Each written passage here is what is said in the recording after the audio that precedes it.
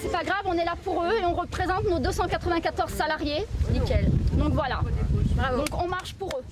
Elle aurait pu s'appeler la marche de la dernière chance, celle de voir s'ouvrir de véritables négociations face au plan de sauvegarde de l'entreprise où la négociation s'avère pour l'instant impossible.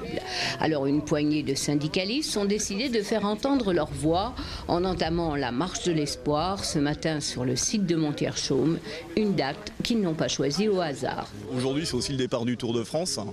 C'est surtout pour montrer que dans chacun des départements français, les 4 PSE qui sont en cours chez Vivarte, c'est des pertes d'emploi, c'est-à-dire c'est des salariés qui tombent. Parce que Vivarte, c'est 4500 magasins en France et dans chacun des départements, par où on va passer, c'est des magasins qui ferment et c'est des salariés, alors souvent précaires, des femmes corvéables à merci, temps partiel. En fait, c'est une catastrophe sociale qui s'annonce. Parmi ceux qui se trouvaient là, le maire de Châteauroux, Gilles Averrousse, qui depuis l'annonce du plan se trouve aux côtés des salariés.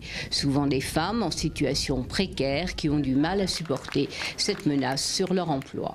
Elles ont besoin d'être écoutées.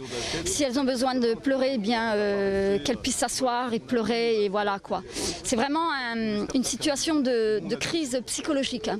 Ça les affecte énormément. La première étape les emmènera à Issoudun où se trouve une autre emprise du groupe, mais c'est toute la région qui sera concernée. On va faire l'Indre-et-Loire, le Loir-et-Cher, le Loiret, l'Eure-et-Loire et pour finir sur Paris au siège du groupe Vivarte. Demain, les marcheurs seront dans le Cher.